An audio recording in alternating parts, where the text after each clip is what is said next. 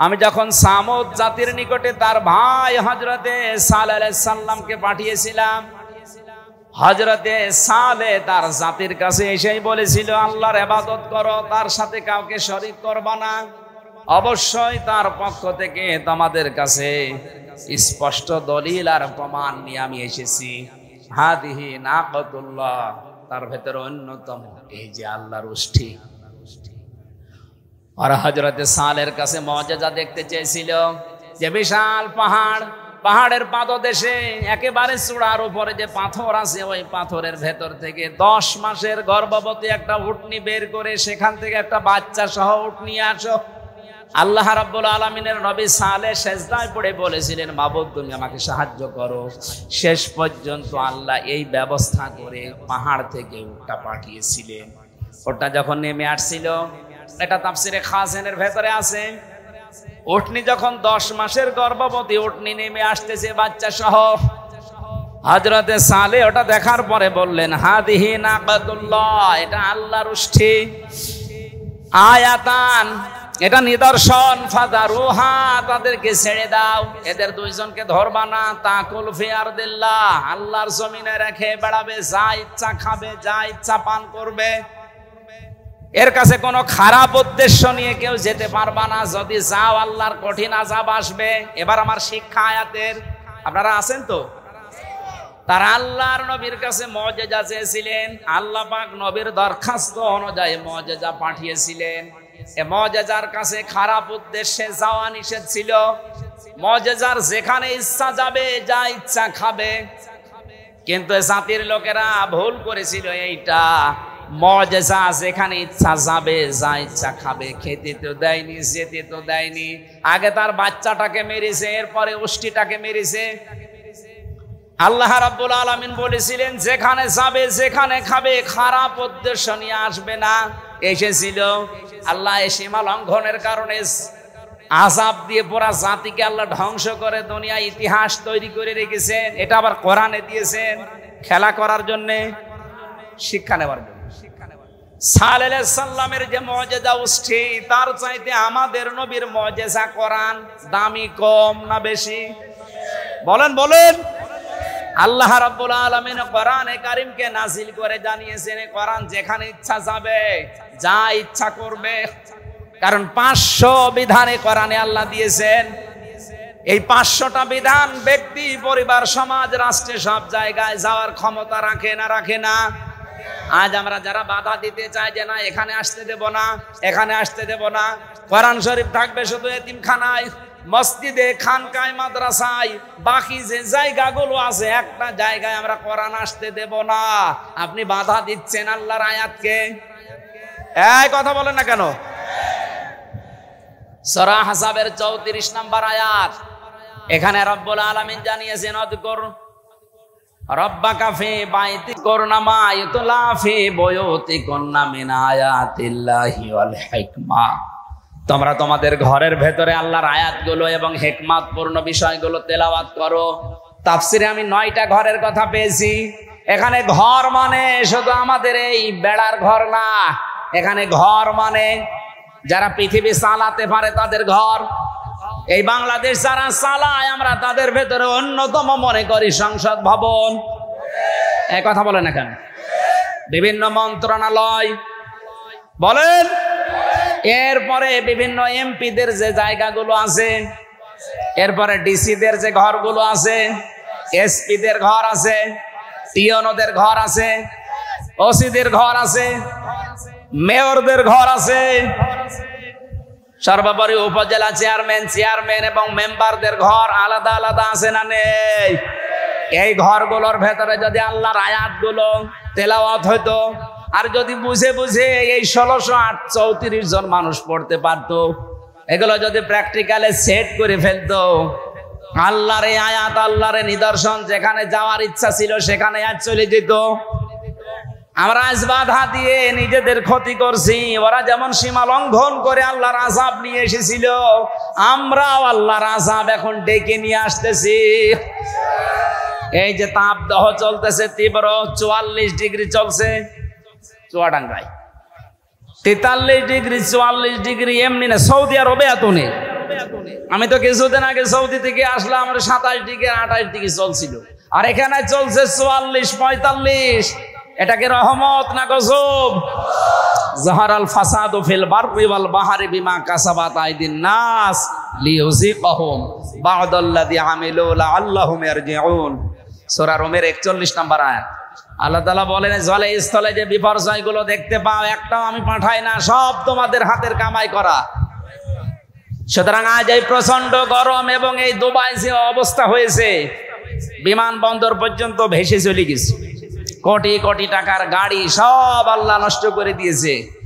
উনি যদি ইচ্ছা করে বাংলাদেশকেও দাবিয়ে দিতে কয়েকদিন লাগতে পারে নাকি?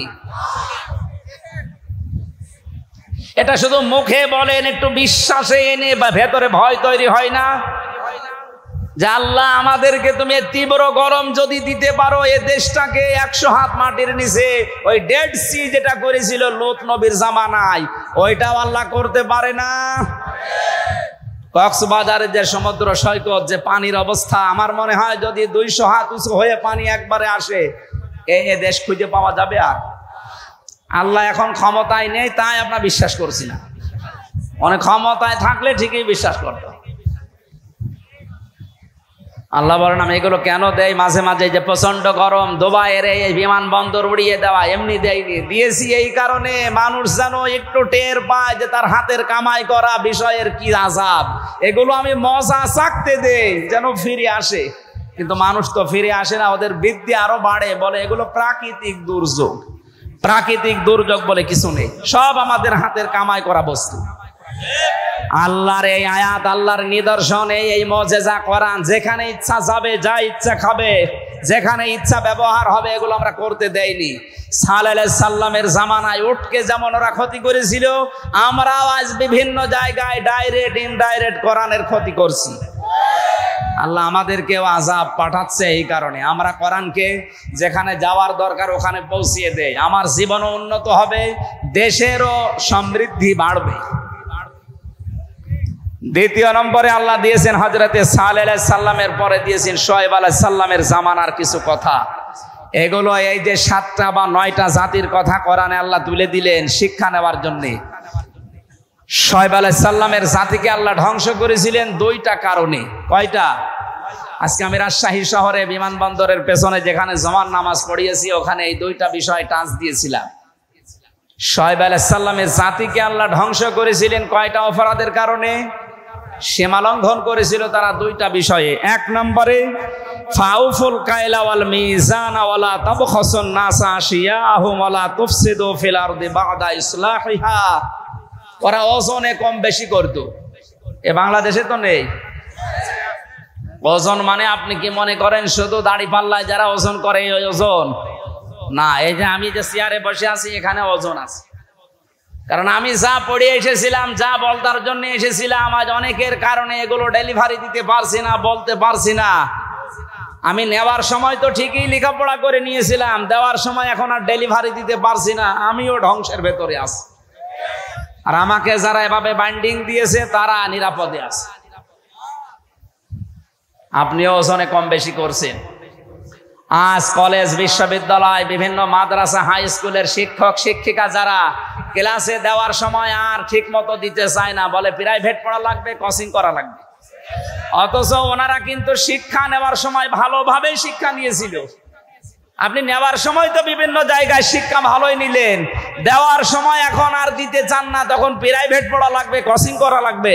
আপনি ওয়াইলুল লিল মুতাফফিফিনের ভেতরে শামিল। যারা নেওয়ার সময় বেশি নেয়, দেওয়ার সময় কম দেয়, এদের জন্য আল্লাহ বলেন এরা ধ্বংস হয়ে যাক। বলেন নাউজুবিল্লাহ। এইরকম সীমা লঙ্ঘন আমাদের দেশেও চলছে। ওজনে কম বেশি করা এটাও ধ্বংসের কারণ। এরকম 7টা বিষয় আমি সামারাইজ করেছি। যারা অশ্লীলতা ছড়ায়, যারা অপচয় করে, যারা এই পৃথিবীতে অশ্লীলতা ছড়াচ্ছে, অপচয় করছে, এবং যারা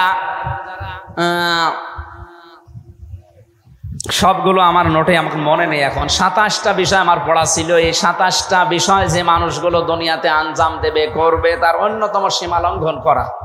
এদেরকে আমার আল্লাহ নিজের পক্ষ থেকে জানিয়েছেন, আমি এদেরকে ভালোবাসি না, ঘৃণা করি, ঘৃণা করি, ঘৃণা করি। আল্লাহ আমাদেরকে জুলুম যে মানুষগুলো করবে, জুলুমকারী, তাদেরকে আল্লাহ পছন্দ করেন না। যারা ন্যায় বিচারের পরিবর্তে জেনে শুনে অবিচার করে তাদেরকে পছন্দ করেন না। সবগুলো আমার সিরিয়াল আকারে মনে নেই। আমরা আগামীতে কোনো জায়গায় যদি আসি, শীতকালে আমারে নিয়ে আসেন, রাতের বেলা দেবেন। এইভাবে আমারও কষ্ট হচ্ছে, আপনাদেরও বোঝার পরিবেশ থাকছে না। একটা গল্প পড়েছিলাম ছোটবেলায়।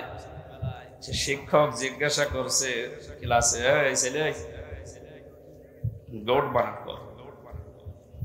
Sir A B C D E F G H I J K L M N O P Q R S T U V W X Y Z. কি করবে? এর ভেতরে আছে, আপনি বানান করিয়ে নিন।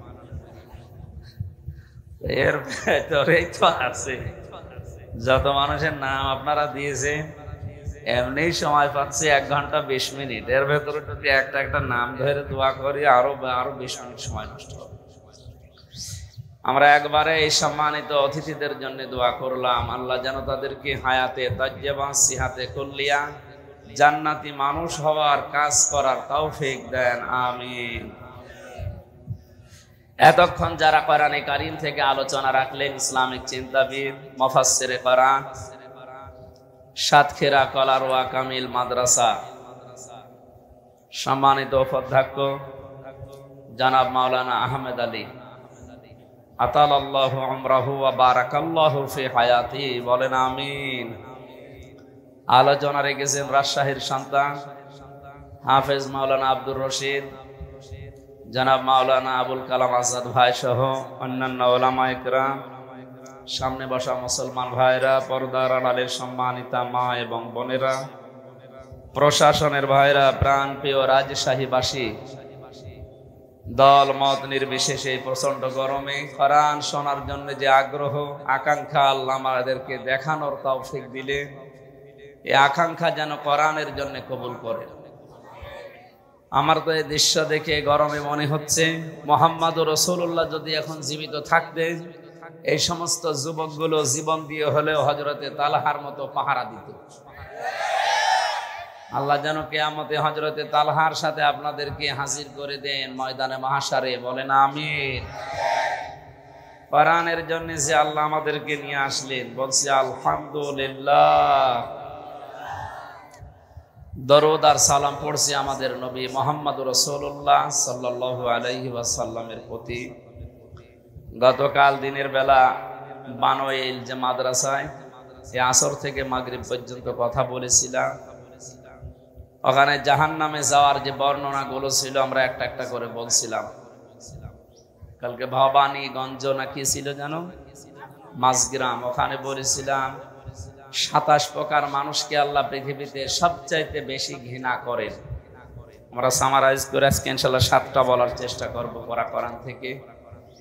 অন্তত এই 27 প্রকার বা 7 প্রকার মানুষের ভেতরে যেন আমরা না থাকি। যদি ওই রকম কোনো কাজ কারবারে থাকি, নিজেদেরকে এখনই থামাবো, ওখান থেকে ফিরিয়ে নিয়ে আসবো।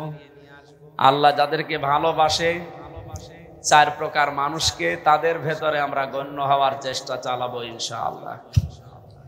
কোরআনে কারীমের সবচেয়ে বড় সূরা সূরা বাকারা। কোন সূরা? বলেন বলেন। এই সূরার 286টা আয়াত আছে, 40টা রুকু আছে, মাত্র একটা আয়াত পড়েছি, আয়াতের নাম্বার 190। এই আয়াত থেকে শুরু করব। আমরা 27 প্রকার পর্যন্ত যদি যেতে পারি ভালো, না পারলে যতক্ষণ যাওয়া যায় আযান পর্যন্ত মাগরিবের, আল্লাহ আমাদেরকে যেন তৌফিক ভিক্ষা দেন, বলেন আমিন। কোরআন সূরা থেকে আলোচনা করতে হলে, যেহেতু এখানে উপাধ্যক্ষ আছে, অন্যান্য আলেম ওলামা আছে, তাফসীর করার জন্য যে সমস্ত নিয়ম নীতিগুলো আছে, উসুলে তাফসীরের মূল নীতি 13টা। তার 1 নম্বরে কোন আয়াত থেকে যদি জনগণের সামনে কথা বলতে হয়, আব্দুল্লাহ ইবনে মাসউদ রাদিয়াল্লাহু তাআলা আনহু তিনি তাফসীরে কাবীরে তাফসীর করার জন্য যে সমস্ত নিয়ম নীতি দিয়েছেন, তার ভেতরে অন্যতম 5টা। 1 নম্বরে কোরআনের ওই আয়াতটা শুদ্ধভাবে তেলাওয়াত করে মানুষকে আগে শোনানো, আমরা পড়েছি নাকি? 2 নম্বর, যে ভাষায় কথা বলে তার মাতৃভাষায় আয়াতের অর্থ মানুষকে আগে জানানো, সরল অর্থ আমরা করব ইনশাআল্লাহ। 3 নম্বরে আয়াতের প্রেক্ষাপট ঐতিহাসিক যে নিয়ম নীতি আছে শানে নজুল বলে আমরা যারা জানি, এই কথাটা আগে মানুষকে জানানো যে কেন আল্লাহ আয়াত নাযিল করেছিলেন। 4 নম্বরে আয়াতের বাস্তব ব্যাখ্যা তুলে ধরা লাগবে। ওই মানধাত আমলে কি হয়েছে ওগুলো বাদ দেন, এখন কি দরকার এই আয়াত থেকে সেইগুলো আমরা গবেষণা করি, চিন্তা ভাবনা করে বের করে কথা বলার চেষ্টা করব। 5 নম্বরে আয়াতের মূল শিক্ষাটা নিয়ে বাড়ি যাওয়া, এই 5টা এখান থেকে আজকে নেব ইনশাআল্লাহ। জবান খুলে, শয়তান যদি আশপাশে থাকেও কোরআন পড়ার আগে যেহেতু আউযু বিল্লাহি মিনাশ শাইতানির রাজিম পড়া লাগে, এটা নফল, সুন্নাত না ফরজ? বলে ওয়াজিব। এটা কোরআনে কারীম পড়ার আগে আউযু বিল্লাহ পড়তেই হবে, মাস্ট বি, না পড়লে আপনার গুনাহ হবে। নামাজ পড়ার আগে আউযু বিল্লাহ পড়া লাগবে, নয়তো নামাজ হবে না, এমন কথা আছে নেই? রোজা রাখার আগে কেউ যদি আউযু বিল্লাহ না পড়ে রোজা হবে না, আছে? কোরআন পড়ার আগে কেউ যদি আউযু বিল্লাহ না পড়ে ওর গুনাহ হবে। বলেন কেমন কঠিন বিষয় এটা। ফাইদা ক্বরাতাল কুরআনা ফাস্তাঈদ বিল্লাহি মিনাশ শাইতানির রাজিম। আল্লাহ পাক বলেন, হে নবী, আপনি যখন কোরআন তেলাওয়াত করা আরম্ভ করবেন তখন আল্লাহর কাছে শয়তান থেকে আশ্রয় চান। মুফাসসিরিন ইকরাম আয়াতের ব্যাখ্যা করতে গিয়ে লিখেছে, পৃথিবীর কোন ইবাদতে শয়তান মানুষকে এত ধোঁকা দেয় না কোরআনের কাছে আসলে যত ধোঁকা দেয়। কারণ শয়তান জানে কোরআন যদি মানুষের কাছে আসে আর মানুষ যদি কোরআন বোঝার চেষ্টা চালায়, আমি শয়তানি করার জায়গা পাবো না। কারণ শয়তানি করার যত রাস্তা আছে কোরআন সব রাস্তা বন্ধ করতে পারে না, পারে না? এজন্য এর কাছে আসতে হবে। বিশ্বনবী মুহাম্মদুর রাসূলুল্লাহকে যেদিন আল্লাহ নবুয়ত দান করেন, ওদিন জিবরাইল তাকে 3 বার চেপে ধরেছিলেন। এই কথাগুলো জন্মের পর থেকে আমরা শুনছি নাকি? 3 বার তাকে চেপে ধরার পরে তিনি বলেছিলেন, মা আনা বিকারি, আমি পড়তে পারি না, কি পড়বো? হযরতে জিবরাইল বলেন, ইয়া রাসূলুল্লাহ সাল্লাল্লাহু আলাইহি ওয়াসাল্লাম পড়েন, ইকরা বিসমি রাব্বিকাল্লাযী খলাক। একটা দুইটা না, পরপর 5 আয়াত নবীজিকে জিবরাইল শুনিয়েছে। ফেরেশতা জিবরাইল নবীর সাথে 5টা আয়াত পরপর পড়েছিলেন। তাফসীরে কাবীরে মুফাসসির আল্লামা ফখরুদ্দিন রাজি রহমাতুল্লাহ আলাইহি লিখেছেন, মনে হচ্ছে জিবরাইল যদি সূরা আলাক পুরাটা শেষ করতেন, মুহাম্মদুর রাসূলুল্লাহ পুরাটাই জিবরাইলের সাথে পড়তে পারতেন। প্রশ্ন আসতে পারে, প্রথম 3 বার তাকে বুকে চাপ দেওয়ার পরে কেন তিনি পড়লেন না? 3 বার তাকে বুকে চাপ দিয়েছিলেন, 3 বার বললেন আমি কি পড়বো, আমি পড়তে জানি না, কেন বললেন? ঠিক এই ব্যাখ্যায় লেখা আছে, এটা নবীজি যেন জানাতে চেয়েছেন, ভাই জিবরাইল, এতক্ষণ পর্যন্ত আপনি বলছিলেন পড়েন পড়েন পড়েন, কি পড়বো? আপনি যখন বললেন বিসমি রব্বিকা, ওই রবের নামে পড়েন, আল্লাযী খলাক, যিনি আপনাকে বানিয়েছে। তখন আমি পড়া আরম্ভ করেছি, কারণ রব ছাড়া অন্য কারো নামে আমি পড়তে পারি না। রব ছাড়া কোনো নামে আমি পড়তেই পারি না, এটা আমার বিবেকে মেনে নেয় না। এটা দিয়ে বিশ্বনবী নবুয়ত পাওয়ার প্রথম দিন তার উম্মতদেরকে শিক্ষা দিতে চেয়েছিলেন, আমার উম্মতেরা, কিয়ামত পর্যন্ত যারা তোরা দুনিয়া একটা একটা করে যাবে, রব নাম ছাড়া অন্য কোনো নামে তোমরা পড়বা না।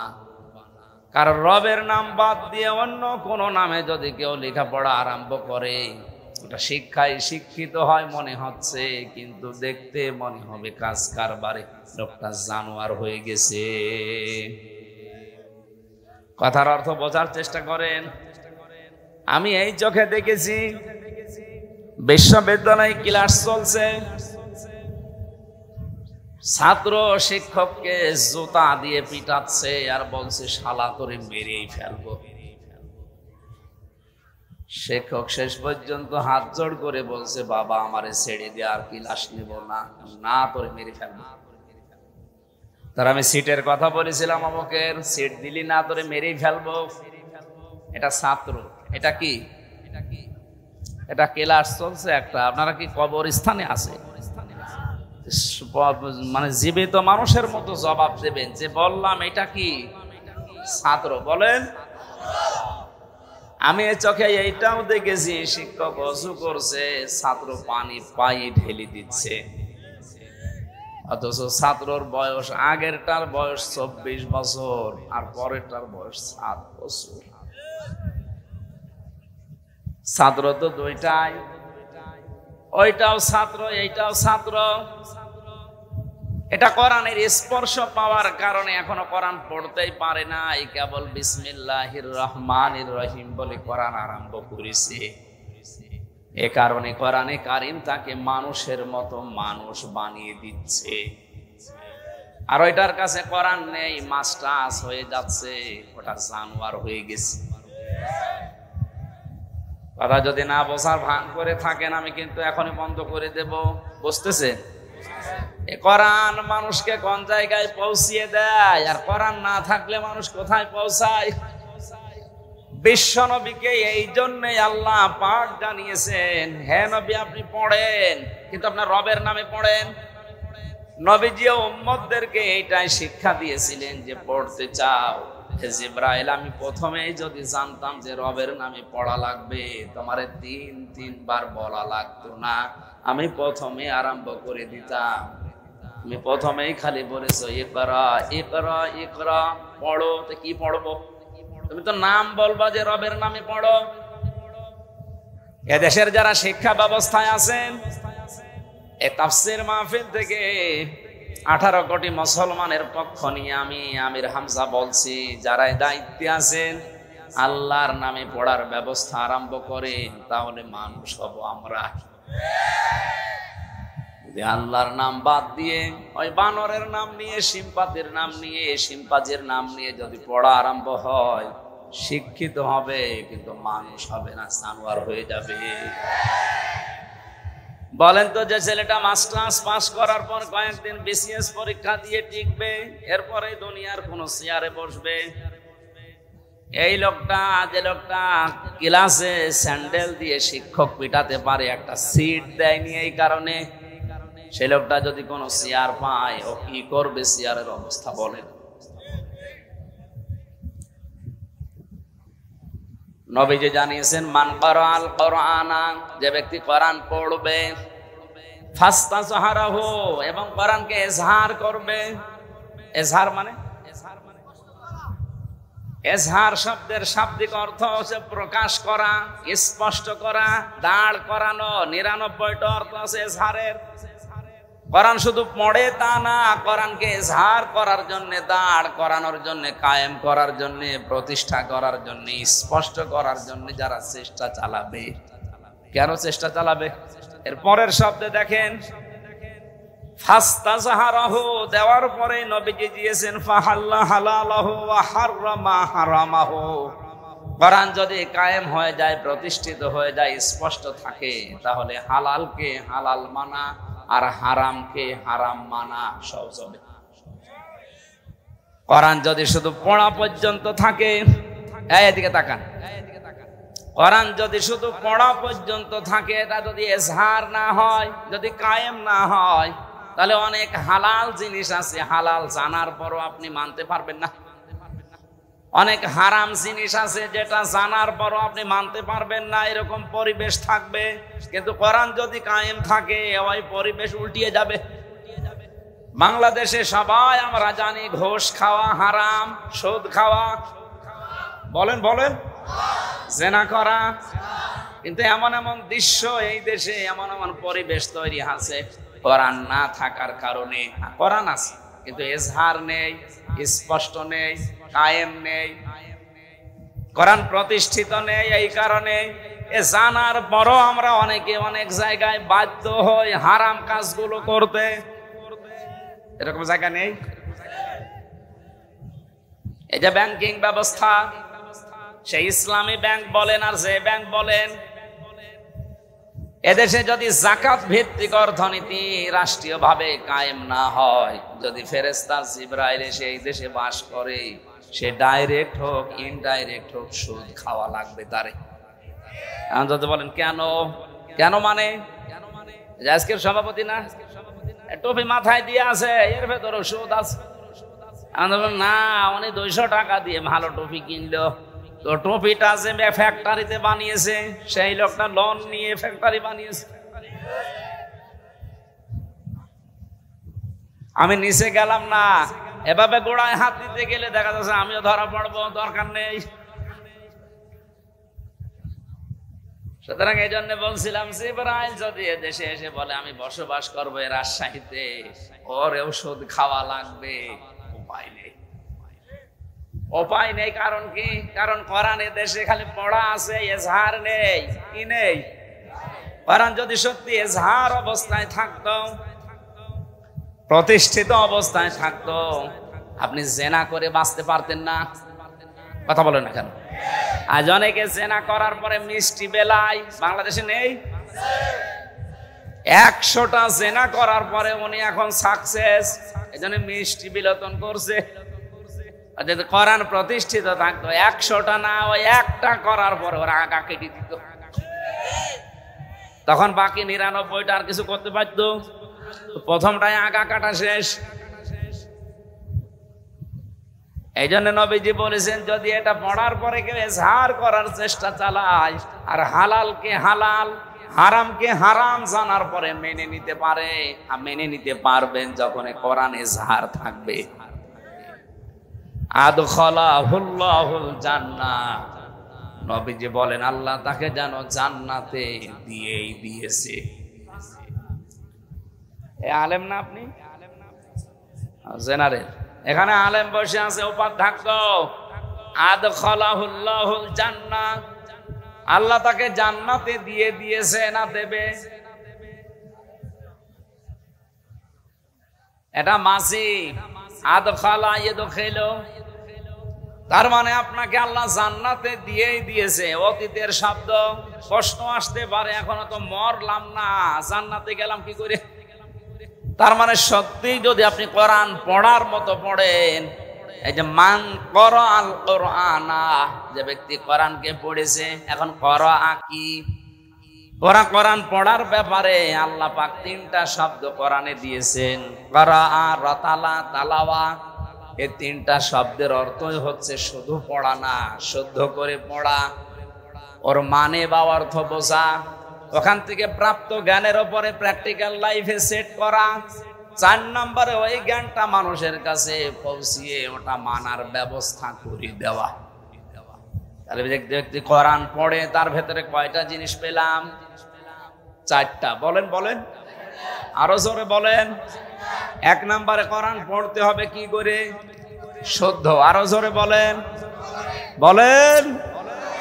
শুধু শুদ্ধ করে পড়লেই হচ্ছে না, ওটার মানে অর্থ বুঝতে হবে। বাংলাদেশের 100 জনের 95 জন মানুষ কোরআন শরীফ পড়তে পারে না শুদ্ধ করে।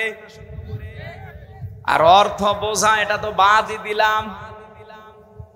এখানে শুধু উপাধ্যক্ষ সাহেব আর মাওলানা আব্দুল কায়েম বাদ দিয়ে একটা মানুষকে দেখান তো যে পড়া কোরআনের অর্থ একটা একটা করে বলতে পারবে। অথচ অনেক কামেল পাশ মাওলানা আমরা বসে আছি। গিরিশচন্দ্র সেনের নাম শুনেছি আমরা, নরসিংদী বাড়ি, বেটা হিন্দু মানুষ। পড়া কোরআন শরীফ পড়া না, পড়া কোরআনের অর্থ ব্যাখ্যা, এমনকি তাফসির লিখেছে এই লোকটা। আমি বিশ্ববিদ্যালয়ে থাকাকালীন ওর লিখিত একটা তাফসির পেয়েছিলাম, লেখক হচ্ছে গিরিশচন্দ্র সেন ভাই। বলেন, একটা হিন্দু মানুষ। আমরা যেখানে কোরআনের 5টা অর্থ করতে পারি না, আর ওর প্রতিটি শব্দের, এক একটা শব্দের কমপক্ষে 33টার উপরে অর্থ মুখস্থ ছিল, নয়তো তাফসীর লিখতে পারতো না। কোরআনে এমন এমন শব্দ আছে যে শব্দ একটা অর্থ না, একাধিক অর্থ আছে। যেখানে যে অর্থ সেট হয়, ওখানে ওই অর্থ আপনাকে বলা লাগবে। এই ছেলে, তাড়াতাড়ি বসো। এখানে কোরআনে কারীম নবীজি শব্দ দিয়ে যে বললেন মান করাল কোরআনা, যে ব্যক্তি কোরআন পড়ে, পড়ার ভেতরে অর্থ কয়টা পেলাম? শুদ্ধ করে পড়া, বুঝতে পারা, ওর উপরে নিজে কাজ করা, ওইটা মানুষকে পৌঁছিয়ে মানানোর ব্যবস্থা করে দেওয়া। এইভাবে যদি আজ বাংলাদেশের ৯৬% মুসলমানেরা সত্যি কোরআন পড়তো, আর এটা ইজহার করার জন্য যদি ৯৬% মানুষই চেষ্টা চালাতো, তাহলে হালালকে হালাল জানা আর হারামকে হারাম জানার পরে মেনে নেওয়া সহজ হইতো না কঠিন হইতো? পানির মতো হয়ে যেত। আজ আমরা এগুলো করি না, অনেকে শুধু পড়ার লাইনে আছি, এটা বোঝার মতো মন মানসিকতা নেই, মানবে সে চেষ্টা তো নেই, এটা যে মানুষকে মানাতে হবে এই চেষ্টাও আমাদের নেই। এই জন্য কোরআন পড়ছে ঠিক, কিন্তু হালালকে হালাল জানার পরে আমরা মেনে নেওয়ার মতো অভ্যাস পাচ্ছি না, সেই পরিবেশ নেই। মানতে গেলে আপনি বিপদে পড়বেন। কোরআন যে দেশে এজহার আছে, ওখানে মানতে গেলে বিপদে না আরো পুরস্কৃত হওয়া যায়। হযরত ওমর কোরআনে কারীম যেহেতু প্রতিষ্ঠিত করেছিলেন, এজন্য তার দেশে মানুষ যদি কোরআন মানত, সে বিপদে পড়তো না, আরো পুরস্কার পেত। সুবহানাল্লাহ বলতে পারেন নাই? তিনি বক্তব্য দিচ্ছিলেন, হঠাৎ ধরে মানুষের হক কি এই বিষয়ে কথা বলতে বলতে আলোচনা তিনি বন্ধ করতে বললেন। এক মুসল্লি এরকম একজন লোক ডাক দিয়ে বলে, খলিফা আপনার বয়ান বন্ধ করেন, আপনার এই ওয়াজ বন্ধ হওয়া লাগবে। বলে কেন?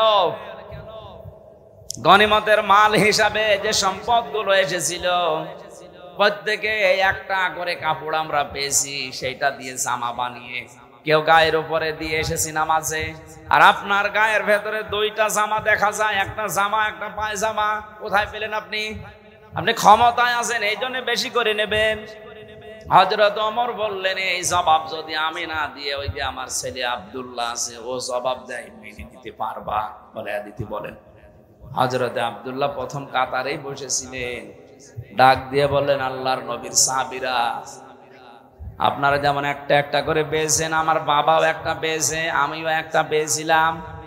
আমার বাবার কাছে রাষ্ট্রীয় মেহমান বাইরের থেকে যখন আসে, ওনার একটাই মাত্র কাপড়, জমার দিন যদি ওটা পরিষ্কার করার জন্য ধোয়ার পরে শুকাতে দেয়, আর কোনো কাপড় নেই যেটা পরে রাষ্ট্রীয় মেহমানদের কাছে আসা যায়।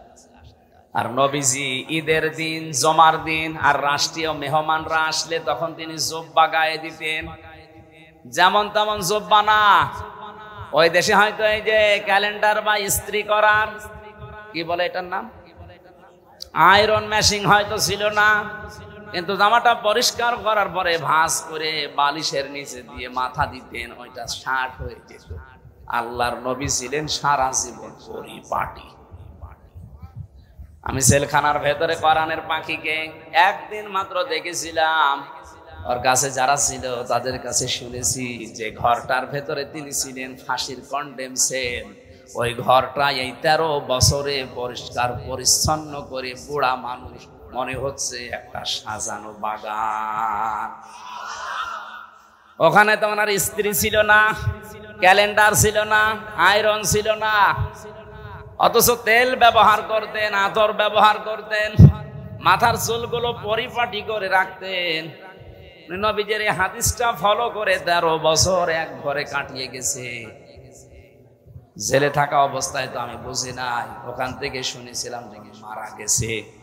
পরবর্তীতে ভিডিও দেখলাম, মরা চেহারা মনে হচ্ছে একটা জান্নাতি মানুষ ঘুমিয়ে আছে, অথচ বয়স 83-84 বছর। আমার এই 33 বছরে আমি পরিষ্কার থাকতে পারি না, চিন্তায় টেনশনে পাগল হয়ে যায়। আর 13টা বছর থেকে গেল, কিছুই মনে হচ্ছে না। এখান থেকে একটা মাসলা শিখলাম, জমার দিন, ঈদের দিন আর বিদেশি কোনো অনুষ্ঠানে মেহমানরা যদি আসে, ওই রকম একটা জাঁকজমকপূর্ণ অনুষ্ঠানে যেতে হলে কি গায়ে দেওয়া লাগে? জুব্বা। বলেন না কেন? এটা গায়ে দেওয়া সুন্নাত। অথচ ঈদের দিন এই সুন্নাতটা আমাদের দেশ থেকে হারিয়ে যাচ্ছে। এই যে এরকম এরকম সিরা জামা গায়ে দিয়ে ফুল ফুলওয়ালা এমব্রয়ডারি করা, আপনার তো সুন্নত আদায় হচ্ছে না, স্টাইল আর ফ্যাশন হচ্ছে।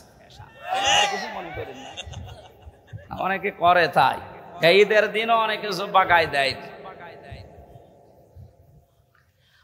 তাহলে আগামী ঈদ থেকে, জমা থেকে কোন বিদেশি অনুষ্ঠান যেখানে বড় জাঁকজমকপূর্ণ এরকম জায়গায় গেলে কি গায়ে দিয়ে যাবেন?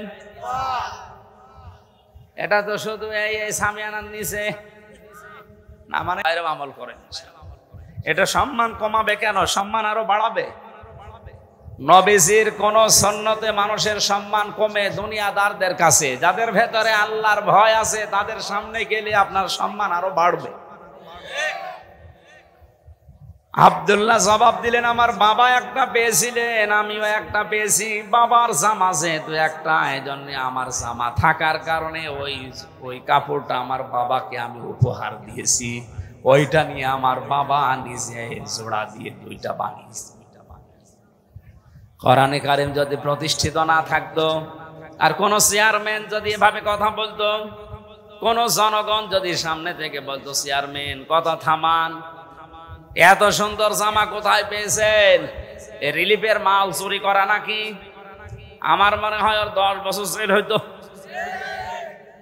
একটা চেয়ারম্যান, অথচ তিনি রাষ্ট্রপ্রধান, এ দেশের মতো না, সারা পৃথিবীর অর্ধেক জায়গা চালাতেন হযরত ওমর।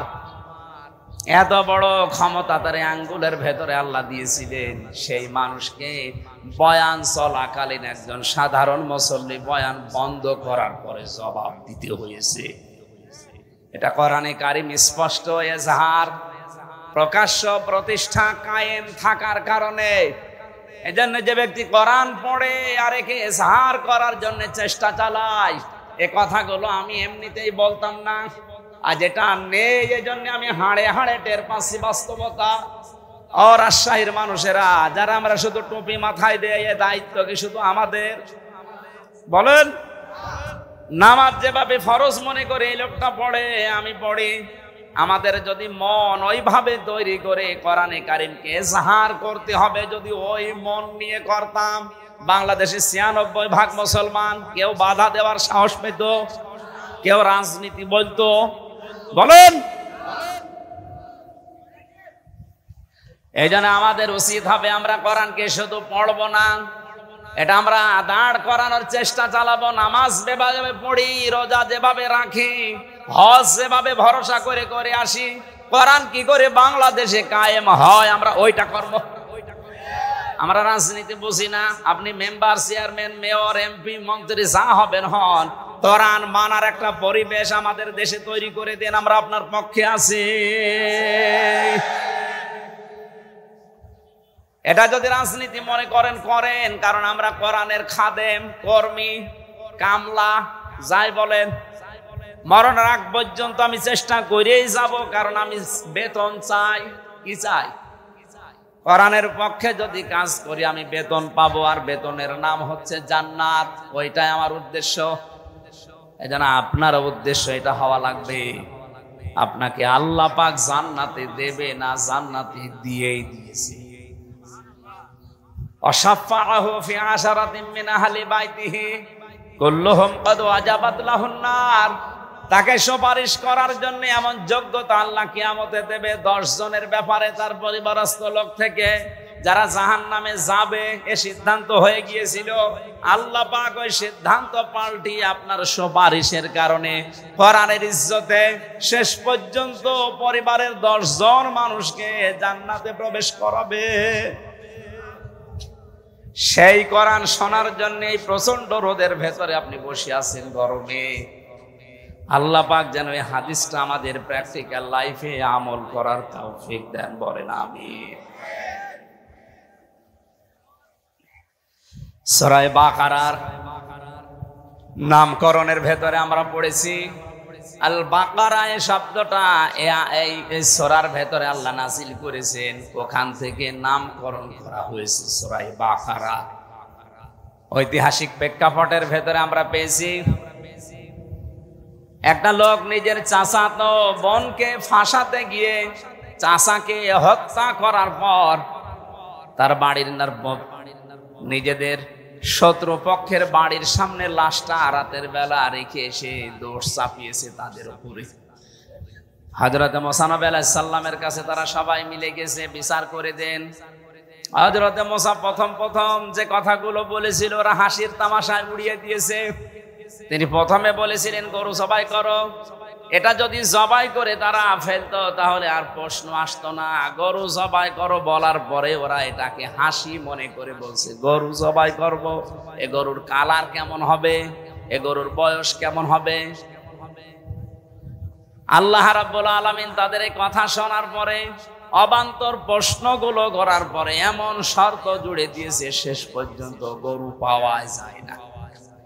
এখানে একটা মাসলা বের হয়, আলেমদের কাছে কোনো কিছু জিজ্ঞাসা করার পরে যদি সহজভাবে জবাব দিয়ে দেয়, বারবার আপনি পেছাবেন না। কথা বুঝতেছেন? বারবার যদি পেছাতে থাকেন ওইটা কিন্তু কঠিন হয়ে যাবে। এখানে তালাকের একটা মাসলা এসেছিল আজকে। যেহেতু দুইটা মত আছে, 4 ইমাম এক মত দিয়েছে, অন্যান্য ইমামরা আর একটা মতে আছে। হ্যাঁ, ওই মত আমরা মানি না কিন্তু শ্রদ্ধা করি। আহলে সুন্নাত আল জামাত আমরা যারা মেনে চলি, অনুসারী যারা, তারা জানি বা বুঝি বা এই ফতোয়াই দেয় যে এক জায়গায় 3 তালাক দিলে তালাক হয়ে যাবে, সে রাগের মাথায় দেন আর এমনি দেন। অন্যান্য ইমাম যারা ফেকার আছে তারা বলেছে না, বিশেষ করে আহলে হাদিস দাবি করে যারা, সালাফদেরকে মেনে চলে কথা যারা বলে, ওনারা সে মত মানে। ওনারা বলতে চায় এক জায়গায় 100 বার দিলে, এমনকি 29 দিন 30 দিন যদি একাধারে কেউ তালাক তালাক তালাক বলতেই থাকে, ওরা 30 দিন মিলে হবে একটা। এটা একটা মত আছে, আপনি মানলে ওটা মানে অসুবিধা। আহলে সুন্নাত ওয়াল জামাতের মত 4 ইমামের, যে এক জায়গায় যদি রাগের মাথায় আর আনন্দে যেভাবেই হোক 3 বার কেউ বলে, ওর বউ তালাক হয়ে যাবে। আমার মাসলা বলার উদ্দেশ্য না এখানে, উদ্দেশ্য আছে কোনো বিষয় জানার পরে আপনার যেটা সহজ হয় এটা আপনি মেনে নিয়ে জীবন চালান, অসুবিধা নেই, কিন্তু বারবার আপনি পেছাবেন না কোনো জিনিস। মুসা নবীর জামানায় এই লোকগুলো বারবার পেছিয়েছে। প্রথমেই যদি গরুটা জবাই করতো তাহলে মিটে যেত ছাতা। বারবার বলছে গরুর বয়স কেমন হবে, রং কেমন হবে, এ গরু কি খাবে। বারবার প্রশ্ন করার পরে মুসা নবী আল্লাহকে বলে, আল্লাহ একটা একটা করে কঠিন জিনিস দেয়। শেষে বলেছে গরু বয়স হবে মাঝারি, রং হবে হালকা হলুদ। ও খুঁজেই পাওয়া যায় না শেষ পর্যন্ত। পাওয়া তো গেছে এক বুড়ির গরু পাওয়া গেছে। সবাই টাকা পয়সা কালেকশন করে গরুটা জবাই করার পরে যখন গোশতটা ওই মৃত মানুষের লাশের উপরে লাগিয়েছে, মৃত মানুষ থেকে কথা বের হয়েছে, হ্যাঁ আমাকে হত্যা করেছে আমার নিজের আপন ভাইয়ের ছেলে, আমার ভাতিজা। শত্রুপক্ষকে ঘায়েল করার জন্য, তাদেরকে দুর্বল করার জন্য এই কাজ করেছে। আপনি এখান থেকে কি বুঝলেন? শুধু ঘটনা শুনে হা করে আছেন কেন? কিছু নিয়ে যাওয়া লাগবে এখান থেকে। নিজে অন্যায় করার পর নিরপরাধ কোন ব্যক্তি, কোন জাতি, কোন গোষ্ঠী, কোন দলের উপরে দোষটা যদি চাপিয়ে দেন, আজ হোক কাল হোক, ওইটা কিন্তু প্রকাশ হবে। যদিও এই দেশে হয় না। 2 দিন আগে জিএম কাদেরের বক্তব্য শোনেননি? 1 মিনিট 37 সেকেন্ড উনি বক্তব্য দিয়েছে, সব ফাঁস হয়ে গেছে সত্য। উনি যা বলেছে কথাটা একেবারে খাপের খাপ, মমতাজের বাপ মিলে গেছে। আমি নাম নিলাম না তাই, বাস্তবে এইটাই। নিজে অন্যায় করছেন, আজ নিজে জুলুম করছেন, আর একটা নিরপরাধ ব্যক্তি, গোষ্ঠী, দল, জাতি তার উপরে দোষটা চাপিয়ে নিজে মনে করছেন আমার কিছু হবে না। আরে উপরে বসে উনি তো আর ক্ষীর খাচ্ছে না, উনি সব দেখতেছে। অলা তাহসাবান্নাল্লাহা গাফিলান আম্মা ইয়ামালুজ যালিমুন ইন্নামা ইউআখিরুহুম লিয়াউমিন তাশখাসু ফীহিল আবসার। সূরা ইব্রাহিম 13 নম্বর পারা 19 নম্বর পৃষ্ঠা। 12 নম্বর লাইনের 42 নম্বর আয়াতে আছে। এটা ফি জিলালিল কোরআন তাফসিরে পাবেন। আল্লাহ পাক বলেন, হে নবী, আপনি কি মনে করেন যে জালেমদের সম্পর্কে আমি গাফেল, কিছুই মনে রাখি না, কিছু খোঁজ রাখি না? কে বলিস? সবচাইতে বেশি নজর আমার জালেমদের দিকে। যেদিন চক্ষু উল্টিয়ে যাবে, ইন্নামা ইউআখিরুহুম লিয়াউমিন তাশখাস ফীহিল আবসার। মানুষের যেদিন দিক দাঁড়া হারিয়ে যাবে, চোখ উল্টানোর মতো হবে, এই দিন পর্যন্ত ওদেরকে আমি একটু ছাড় দিয়েছি। সুতরাং জালেম যারা আছেন, নিজের নফসের উপরে, পরিবারের উপরে, সমাজের উপরে, জনগণের উপরে জুলুম করছেন, থামেন আপনি। আপনাকে আল্লাহ ছাড় দিয়েছে, ছেড়ে দেবে না। কোরআনে কারিমের সবচাইতে ভয়ঙ্কর আয়াত আমার কাছে সূরা শুরা 25 নম্বর পারা 6 নম্বর পৃষ্ঠা 12 নম্বর লাইনের 42 নম্বর আয়াতটা মনে হয় আমার কাছে। আপনি দেখেন তো, ইন্নামাস সাবিলু আলাল্লাযিনা ইয়াযলিমুনা নাস ওয়া ইয়াবগুনা ফিল আরদি বিগাইরিল হক ইলা আখির আয়াত। আল্লাহ পাক বলেন, অবশ্যই আমি আল্লাহ মামলা দেব। এই এদিকে তাকান, অবশ্যই আমি আল্লাহ মামলা দেব, আমি কেস করব, আমি বাদী। কে বলেন তো? আল্লাহ নিজে মামলা দেবেন, বিচার করবেন কে? আসতে বলে, মামলা দেবেন কে? বিষয়টা কেমন মনে হচ্ছে? আমার যিনি বিচারক ছিলেন হাইকোর্টে, ওই লোকটা যদি বলে আমি আমির হামজার এই মামলার নিজেই বাদী, আমার কোনোদিন জামিন হওয়া সম্ভব?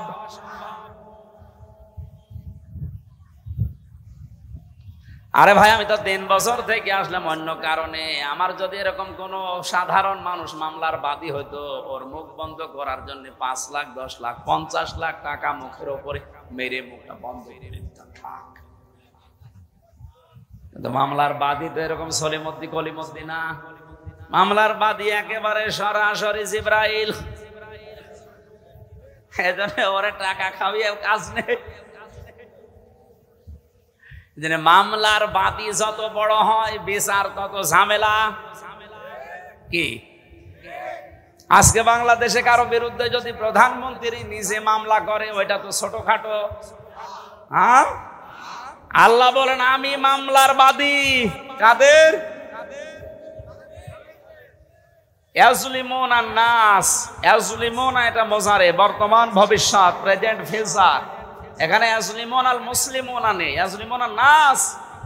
যারা মানুষ হয়ে মানুষের উপরে জুলুম করে, তাদের অধিকার নষ্ট করে, আল্লাহ বলেন আমি নিজে তাদের মামলার বাদী, আমি নিজে মামলা করব। বাংলাদেশে আয়াতটা মিলিয়ে দেখেন, 100 জনের আমার মনে হয় 95 জন এখন আল্লাহর মামলার আসামি। আমরাও। আমার তো আয়াতটা পড়ার পরে ভয় হচ্ছে, এটা আল্লাহ বাদী কেস। এখানে যদি পুলিশ এসে কোনো কাজ করে, আপনি যদি বাধা দেন, তাহলে কেস হবে পুলিশ বাদী কেস। এই কথা বলছে না কেন? আল্লাহর কাছে বাধা এটা, কারণ মানুষ আল্লাহর, এই মানুষের উপরে জুলুম করলে মামলা দেবে কে? এটা কি বাদী কেস? আল্লাহ বাদী কেস। কি বাদী? বাংলাদেশে আজ হাজার হাজার মানুষ এখন আল্লাহ বাদী কেসের আসামি। বিচারপতি যদি বলে আমি তোর মামলার বাদী, তুই আর জামিন কিয়ামতের আগে পাবি না, আল্লাহ নিজে মামলার বাদী। বলেন আপনাকে কোন বাবা জামিন দেবে? বলেন।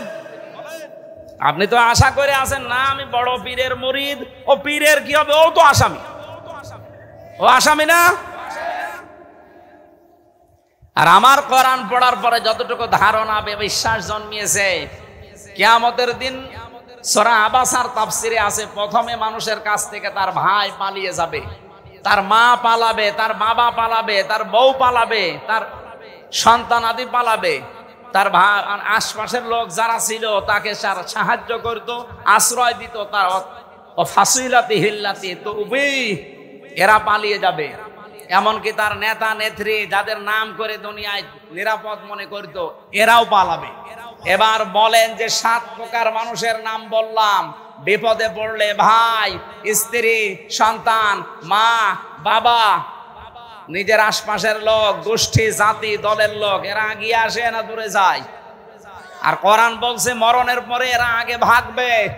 তাহলে আপনার এই কথা, কোরআনের বিশ্বাস যদি জন্মায় যে এটা সত্য কথা, বিশ্বাস করতে পারেন কিয়ামতে অনেক পীর বলবে আল্লাহ আমি পীরই ছিলাম না। ও যে আমার মুরিদ দাবি করছে, আমি তো পীরই ছিলাম না, আমি সাধারণ হামজা। কিসের পীর? ওরে আমি মুরিদ পাবো কোথায়? সুতরাং এই ধান্দায় যারা আছেন যে দুই পীরের মুরিদ, দুইজন শুধু হাত ধরে এইভাবে মারবে আর জান্নাতে যেয়ে পড়বেন, জান্নাত না জাহান্নামে পড়বেন। কারো উপরে ভরসা করে লাভ আছে না। যাদের নাম আল্লাহ দিলেন এরাই যদি পালায়, পীর সাহেব বললাম না, বলবে আল্লাহ আমি পীর ছিলাম না, তুমি অন্য কিছু করো। যেন আমরা যেন আল্লাহর মামলার আসামি হয়ে না যায়, খুব ভয়ঙ্কর জিনিস এটা।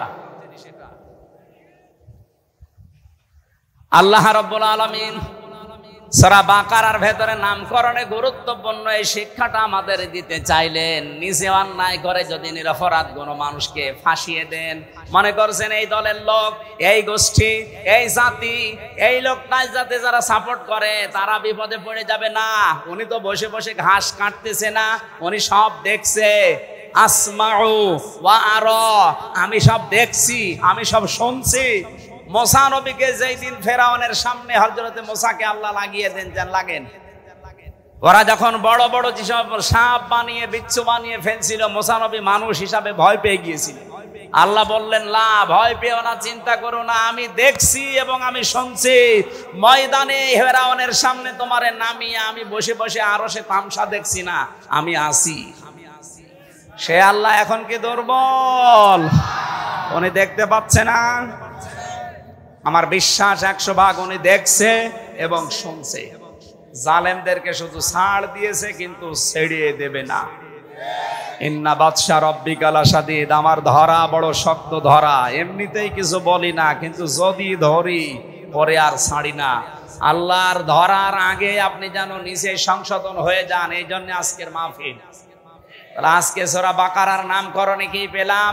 নিজে অন্যায় কাজ করে কোন নিরপরাধ ব্যক্তি, গোষ্ঠী, জাতি, দলের উপরে যদি চাপিয়ে নিজে মনে করেন আমি নিরাপদ হয়ে গেলাম, পারবেন না। যে কোনো কায়দায় সত্যের কাঁটি নড়বেই, আপনাকে আল্লাহ ধরাবেই। এই বিশ্বাস কোরআনে করেন তো? আল্লাহ তাআলা সূরা বাকারা থেকে এই শিক্ষাটা নিয়ে আমাদের প্র্যাকটিক্যালি আমল করার তৌফিক দিন, আমিন। 190 নম্বর আয়াত থেকে আমরা পড়েছি। আল্লাহ রাব্বুল আলামিন বলেন কাতিলু, তোমরা লড়াই করো। শব্দটা শুনলে যেন মনে হচ্ছে আল্লাহ মনে হয় মারামারির পক্ষে। হ্যাঁ, কে আপনি জিজ্ঞেস করেন তো, যারা বাংলা পড়তে পারে বলেন কাতিলু, তোমরা সবাই মিলে লড়াই করো। কাতালা ইয়াকাতিলু মুকাতালাতান, এটা ভাবে মুফাআলা, এর বাংলা অর্থ হচ্ছে পরস্পর লড়াই করা, পরস্পর মুখোমুখি লড়াই করা, মারামারি করা। তাহলে আল্লাহ মারামারির পক্ষে। ফালাম তাকতুলুহুম ওয়ালাকিন্নাল্লাহা কাতালাহুম, সূরা আনফালের ভেতরে আল্লাহ জানিয়েছেন, এরা 17 নম্বর আয়াত, হে নবী আপনি তো ওই কাফেরদেরকে হত্যা করেননি, বরং আমি আল্লাহ নিজে তাদেরকে হত্যা করেছি। ওমা রামাইতা ইয রামাইতা ওয়ালাকিন্নাল্লাহা রামা, ওই যে বালি নিক্ষেপ করেছিলেন ওটা আপনি নিক্ষেপ করেননি, ওটা শুধু সামনে আপনি ফিকে মেরেছিলেন, বাকি প্রত্যেকের চোখের উপরে পৌঁছিয়ে দেওয়ার দায়িত্ব পালন করেছে আমি আল্লাহর কুদরত। এ সমস্ত আয়াতগুলো দ্বারা বোঝা যায় আল্লাহ মারামারির পক্ষে। কেন এই শব্দটা দিয়ে আল্লাহ আয়াত শুরু করলেন? বিশ্বে যদি আপনি শক্ত হতে দাঁড়াতে না পারেন, এরকম শক্তি সামর্থ্য যদি তৈরি করতে না পারেন, বিড়াল পর্যন্ত আপনার দিকে বড় চোখ করে তাকাবে। আপনি একটু ঘুরে দাঁড়ান, একটু শক্ত হন, পেছনের শক্তি সঞ্চয় করেন। কোরআনে কারীম জানিয়েছে, হে নবী ওরা ইসলাম ধ্বংস করার জন্য যেইগুলো হাতে নেয় উল্টিয়ে ওইটা আপনি ইসলামের পক্ষে কাজে লাগাতে দাঁড় করান। আজ ওরা অস্ত্র শস্ত্র তৈরি করছে ইসলাম ধ্বংস করার জন্য, আপনি উল্টিয়ে ওইটা ইরানের মতো। আজ ইরানের মতো যদি ওরা যাই করুক না কেন, যে মুসলিম ওদের বলেন, ইরানের মতো যদি বিশ্বের 57টা মুসলমান রাষ্ট্র একটু একটু দাঁড়িয়ে যেত, ইসরায়েল এমনিতেই ভয় এই পোশাক করে ফেলতো। বাকিগুলো সব এই 56টা আছে বিড়ালের মতো, আর ওই একা সিংহ হয়ে করবে কি? আজ খালি দোয়া করার পক্ষে আছে ফিলিস্তিনকে বাঁচাও না। আল্লাহ কাতিলু দিয়ে আয়াত শুরু করতেন না? মারামারি করো, লড়াই করো, সংগ্রাম করো। লড়াই সংগ্রাম করতে হলে পেছনে যেটা লাগে সে ব্যাকআপ আমাদের নেই। আমরা 57টা মুসলিম রাষ্ট্রকে আহ্বান জানাবো, সবাই শক্তি সঞ্চয় করেন। ওদের তো শক্তি শুধু ইমানের কোনো শক্তি নেই, ওদের বাহ্যিক কিছু শক্তি আছে, ওগুলো ধ্বংস করার জন্য আমাদের যা আছে এর সাথে ইমানের শক্তি যোগ হলে সব প্রসাবের মতো ভেসে যাবে। হ্যাঁ, ওদের লড়াই আর আমাদের লড়াইয়ের ভেতরে পার্থক্য আছে। আমাদের লড়াইটা ইবাদত আর ওদের লড়াইটা,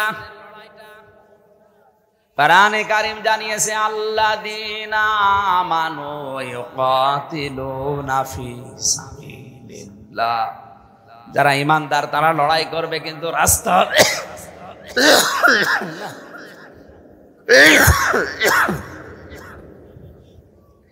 ধোলা ঢুকতেছে তো আমার এমনিতেই অ্যালার্জি সমস্যা, ধোলা আসলেই কাশি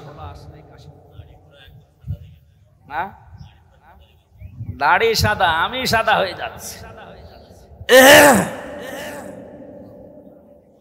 দিনের বেলায় আর মাহফিল নেবেন না ভাই, এই গরমের সময় অন্তত। দরকার হয় দরকার নেই, 1 বছর পরে নেন। যে গরু দিয়ে চাষ করে খাবেন, গরুই শুধু মরে যায়, চাষ করবেন কি? কষ্ট হয়ে যাচ্ছে আসলে। আল্লাযীনা কাফারু ইউকাতিলুনা ফি সাবিলিত তাগুত, যারা কাফের তারাও লড়াই করবে, সংগ্রাম করবে, মিছিল করবে, মিটিং করবে, তাদেরও কাজ কারবার হবে। কি হবে? তাদের কাজটা হবে তাগুতের রাস্তায়, শয়তানের রাস্তায়। ফাকাতিলু আউলিয়া শাইতান, তোমরা লড়াই করার জন্য প্রস্তুতি নাও শয়তানের অনুচরদের বিরুদ্ধে। ইন্না কায়দা শাইতানি কানা দাঈফা, শয়তানের যত চক্রান্ত সব একেবারেই দুর্বল। শুধু দুর্বল না, দাঈফ না, দাঈফা, একালিপ টান দিয়েছেন আল্লাহ। শয়তানের যত চক্রান্ত আছে সবগুলো একেবারেই দুর্বল, মাকড়সার জালের চাইতেও দুর্বল। জোরে বলেন সুবহানাল্লাহ। আজ ফিলিস্তিনদের পক্ষে শুধু দোয়া করা না, মুসলমানদের আহ্বান জানাবো, যদি ঈমান নিয়ে মরতে চান, যেহেতু ঈমানের 3টা স্তর আছে, অন্যায় দেখলে প্রথমে প্রতিবাদ জানানো হাত দিয়ে, এরপরে মুখ দিয়ে, এরপরে অন্তর দিয়ে। আমাদের কিছুই নেই, শুধু অন্তরে ঘৃণা করে আল্লাহ তুমি যা করো করো, হবে না। আপনাদের যতটুকু আছে যদি আমরা একটু নড়াচড়া করি, ওরা ওদের সাহস দেখাতে পারবে না, থেমে যাবে, কারণ ওদের ঈমানের কোনো শক্তি নেই, জাগতিক কিছু শক্তি আছে। আল্লাহ রাব্বুল আলামিন মুসলমানদের পায়ের নিচে যত সম্পদ দিয়েছেন, এরা যদি সত্যি একটু ঈমানের দিকে তাকিয়ে ওইটা বন্ধ করে দেয়, ওদের প্লেন, ওদের উড়োজাহাজ, ওদের বিমান সব বন্ধ হয়ে যাবে, ওরা না খেয়ে মরবে। আল্লাহ বিশ্বের মুসলমানদেরকে এটা বোঝার তৌফিক তুমি জরুরি দান করো, বলেন আমিন। আল্লাহ মারামারির পক্ষে এসে এই কথা এমনিতে বলে নাই। আমাদের মারামারি হবে, আমাদের লড়াই হবে, সংগ্রাম, মিছিল, মিটিং যাই বলেন, বৈঠক, সব আল্লাহর রাস্তায়। কার রাস্তায়? ওরাও করবে ওগুলো, কিন্তু ওরা শয়তানের রাস্তায়, মানুষের তৈরি করা নিয়ম নীতি কায়েম করার জন্য। আল্লাহ তাআলা এতটুকু বলেই শেষ করে দেননি, আল্লাযীনা ইউকাতিলুনাকুম, তোমরা তাদের বিরুদ্ধে লড়াই করো যারা তোমাদের বিরুদ্ধে লড়াই করে। আজ তামাম দুনিয়ার সবচাইতে বড় মাজলুম জাতি মুসলমানেরা। ইসরায়েল যেভাবে মুসলমানদেরকে হত্যা করার জন্য আরম্ভ করেছে, আমরা মনে করছি শুধু ফিলিস্তিনের ব্যাপার। কে বলেছে আপনাকে? ওরা যেভাবে আরম্ভ করেছে, 2 দিন পরে না জানি আপনার উপরও এটা আসে কিনা। এই জন্য সতর্ক এখন থেকেই হওয়া লাগবে, না তো ঈমান নিয়েও মরতে পারবেন না, বেঈমান হয়ে মরা লাগবে। আমাদের লড়াই সংগ্রাম হবে, কিন্তু সাবধান আমরা যেন সীমা লঙ্ঘন না করি। নিজের রাগের বশবর্তী হয়ে কারো উপরে দোষারোপ করা, অত্যাচার করা, কাউকে কালার করা, এটা জায়েজ নেই। ওয়ালা তা'তাদু, সীমা লঙ্ঘন করবা না। যে 27 প্রকার মানুষকে আল্লাহ পৃথিবীতে সবচাইতে বেশি ঘৃণা করে, তার অন্যতম এরা। 1 নম্বরে যারা সীমা লঙ্ঘন করে তাদেরকে আল্লাহ ঘৃণা করেন। আমরা এ দলে যেন না থাকি, বলেন আমিন। ইন্নাল্লাহা লা ইউহিব্বুল মুতাদিন, অবশ্যই আল্লাহ সীমা লঙ্ঘনকারী যারা তাদেরকে পছন্দ করেন না। এখানে প্রায় 9টা জাতির কথা আল্লাহ তুলে ধরেছেন যে এরা সীমা লঙ্ঘন করেছিল দুনিয়ায়। প্রত্যেককে আমার আল্লাহ দুনিয়ায় গজব দিয়ে একেবারে নিশ্চিহ্ন করে দিয়েছে। তার ভেতরে অন্যতম হযরতে সালেহ। কে বলেন বলেন? হযরতে সালেহ আলাইহিস সালাম। ওয়াইদ ক্বালা,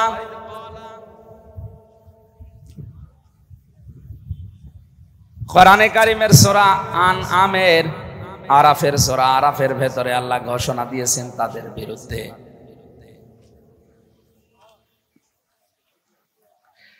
আল্লাহ রাব্বুল আলামিন জানিয়েছেন, ওয়া ইলা আদিন আখাহুম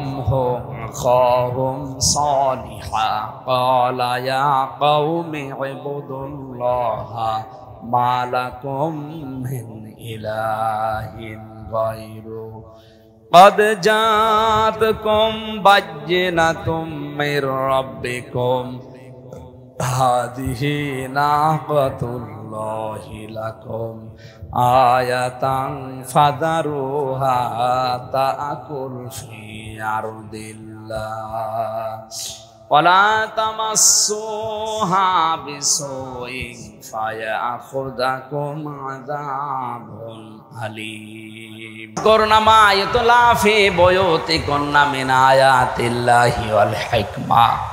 তোমরা তোমাদের ঘরের ভেতরে আল্লাহর আয়াতগুলো এবং হিকমতপূর্ণ বিষয়গুলো তেলাওয়াত করো। তাফসিরে আমি 9টা ঘরের কথা পেয়েছি।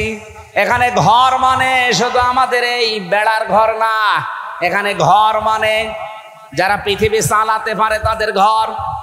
এই বাংলাদেশ যারা চালায় আমরা তাদের ভেতরে অন্যতম মনে করি সংসদ ভবন। এই কথা বলেন এখানে বিভিন্ন মন্ত্রণালয় বলেন, এরপরে বিভিন্ন এমপিদের যে জায়গাগুলো আছে, এরপরে ডিসিদের যে ঘরগুলো আছে, এসপিদের ঘর আছে, টিওনোদের ঘর আছে, ওসিদের ঘর আছে, মেয়রদের ঘর আছে, সর্বোপরি উপজেলা চেয়ারম্যান এবং মেম্বারদের ঘর আলাদা আলাদা আছে না নেই? এই ঘরগুলোর ভেতরে যদি আল্লাহর আয়াতগুলো তেলাওয়াত হইতো, আর যদি বুঝে বুঝে এই 1634 জন মানুষ পড়তে পারতো, এগুলো যদি প্র্যাকটিক্যালে সেট করে ফেলতো, আল্লাহর এই আয়াত আল্লাহর নিদর্শন যেখানে যাওয়ার ইচ্ছা ছিল সেখানে আজ চলে যেত। আমরা আজ বাধা দিয়ে নিজেদের ক্ষতি করছি। ওরা যেমন সীমা লঙ্ঘন করে আল্লাহর আযাব নিয়ে এসেছিল, আমরাও আল্লাহর আযাব এখন ডেকে নিয়ে আসতেছি। এই যে তাপদাহ চলতেছে তীব্র, 44 ডিগ্রি চলছে চুয়াডাঙ্গায়, 43 ডিগ্রি 44 ডিগ্রি এমনি না, সৌদি আরবে এত নেই। আমি তো কিছুদিন আগে সৌদি থেকে আসলাম, আমার 27 ডিগ্রি 28 ডিগ্রি চলছিল, আর এখানে চলছে 44 45। এটা কি রহমত না গজব? যাহারাল ফাসাদু ফিল বাররি ওয়াল বাহরি বিমা কাসাবাত আইদিন নাস লিইউযিকাহুম বা'দাল্লাযী আমিলু লাআল্লাহুম ইয়ারজিউন। সূরা রুমের 41 নম্বর আয়াত। আল্লাহ তাআলা বলেন, জলে স্থলে যে বিপর্যয়গুলো দেখতে পাও একটাও আমি পাঠাই না, সব তোমাদের হাতের কামাই করা। সুতরাং আজ এই প্রচন্ড গরম এবং এই দুবাই যে অবস্থা হয়েছে, বিমানবন্দর পর্যন্ত ভেসে চলে গেছে, কোটি কোটি টাকার গাড়ি সব আল্লাহ নষ্ট করে দিয়েছে।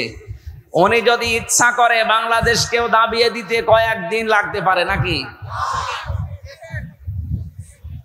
এটা শুধু মুখে বলেন, একটু বিশ্বাসে এনে বা ভেতরে ভয় তৈরি হয় না যে আল্লাহ আমাদেরকে তুমি তীব্র গরম যদি দিতে পারো, এ দেশটাকে 100 হাত মাটির নিচে ওই ডেড সি যেটা করেছিল লূত নবীর জামানায়, ওইটাও আল্লাহ করতে পারে না?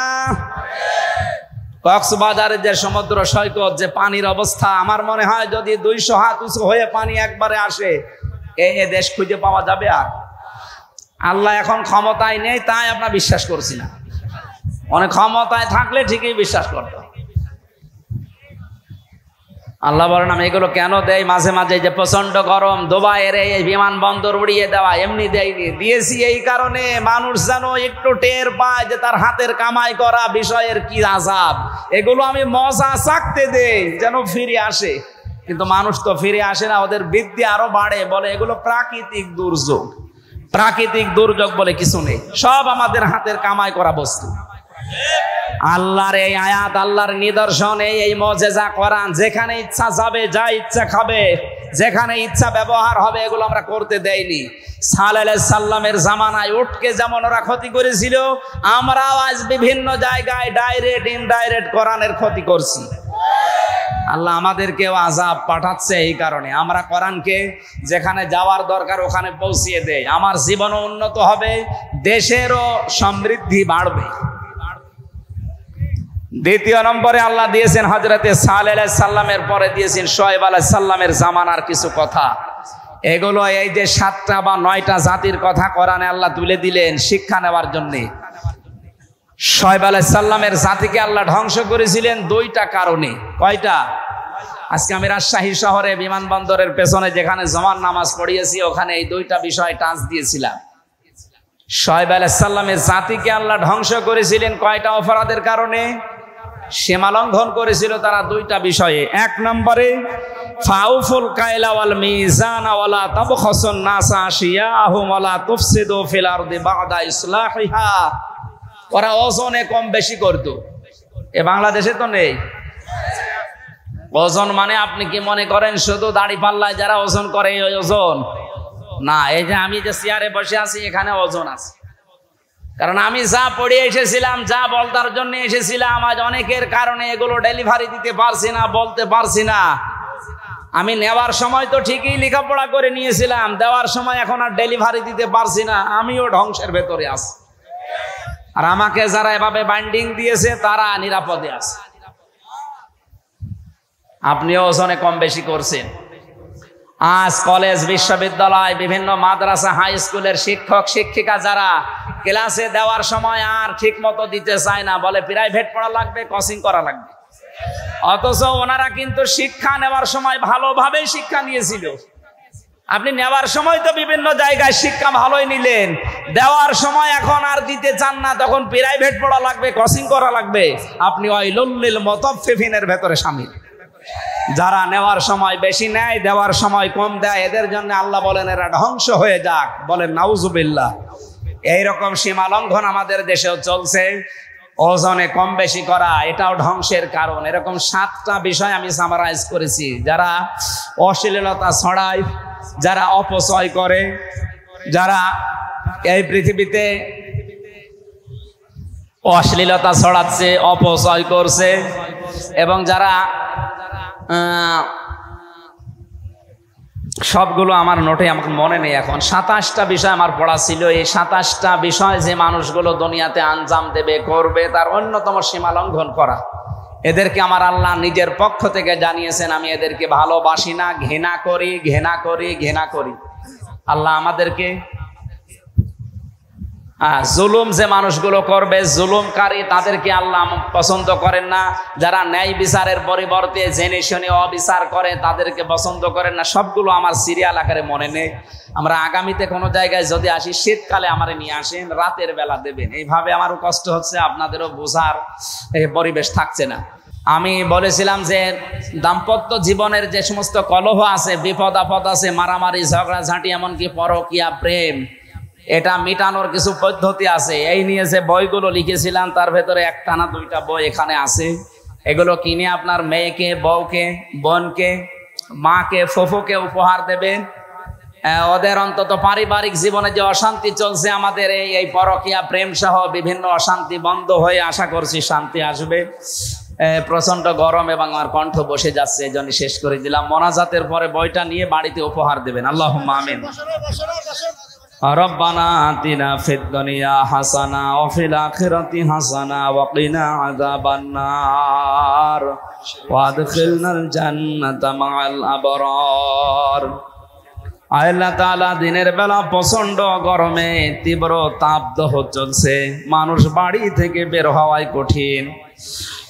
এরপরেও কোরআনে কারিমের আকর্ষণে তোমার যে বান্দা বান্দিগুলো আজকের এই ময়দানে এসে চাতক পাখির মতো তোমার ঘৃণিত বান্দাদের সম্পর্কে শুনছিল, আমরা একটা কোনো রকম বলেছি, যারা তোমার সীমা লঙ্ঘন করে তাদেরকে তুমি ঘৃণা করো, দুনিয়াতে কোনো বিষয়ে যেন আমরা সীমা অতিক্রম না করি, আমাদেরকে তুমি বাঁচাও।